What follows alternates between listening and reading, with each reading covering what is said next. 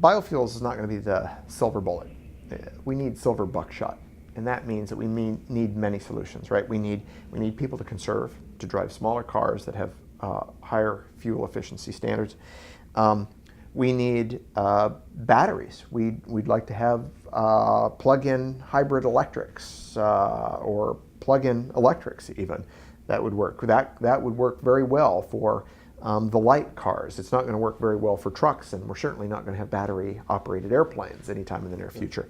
But for those light applications, I think that's a potential technology. And we need biofuels as well. So when I say silver buckshot, I mean that there are going to be many solutions. Petroleum is going to be a very hard thing to replace, and we shouldn't expect it to replace it with one solution only.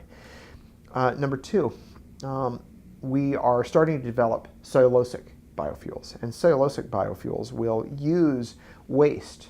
Say we could use waste paper. We could use what's left over after you harvest the food from the food crop. You could use the rest of the plant and convert that into biofuels. We could even develop grasses that would require low fertilizer and low water and grow on marginal lands that otherwise might not be used for producing food. Right. So there are huge opportunities out there. And if you take corn as an example, we spent centuries as humans breeding corn to make it productive, and then the last 20 to 30 years doing intense genetic engineering to make corn better. We haven't done that with a dedicated bioenergy crop.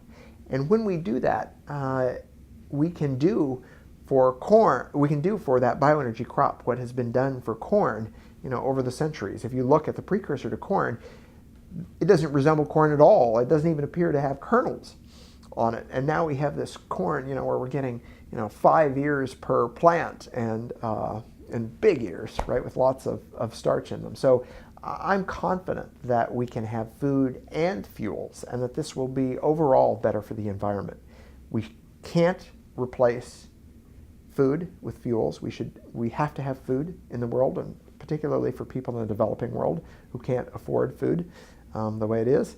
And but at the same time, we need to have a carbon neutral transportation fuels for our infrastructure. And I think biofuels is one way to do that.